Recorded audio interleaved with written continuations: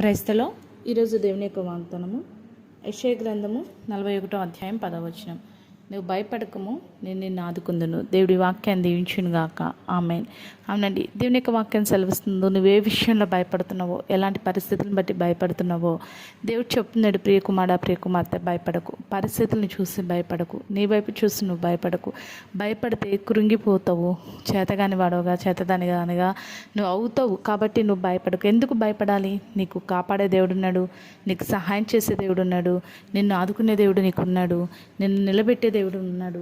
మరి అన్ని విషయాల్లో నిన్ను నడిపించే దేవుడు నీకున్నాడు. కాబట్టి ఏ విషయంలో భయపడకు. అందుకే దేవుని యొక్క వాక్యం సెలవిస్తుంది, నీవు భయపడకము, నేను నిన్ను ఆదుకుంటాను. దేవుని స్తోత్రం అండి. దేవుడు నిన్ను ఆదుకుంటాడు. ప్రతి శోధనలో, ప్రతి ప్రతికూల పరిస్థితిలో, నువ్వు భయపడుతున్న ప్రతి పరిస్థితిలో నిన్ను ఆదుకోవడానికి దేవుడు సిద్ధంగా ఉన్నాడు. కాబట్టి ఏ విషయంలో భయపడక, నిన్ను ఆదుకునే దేవుడి మీద ఆధారపడి దేవుడిచ్చే ఆదరణ, నెమ్మది పొందుకొని దేవుని మహిమపరచు. అటు రీతిగా దేవుడు నేను ఆదుకొనుగాక.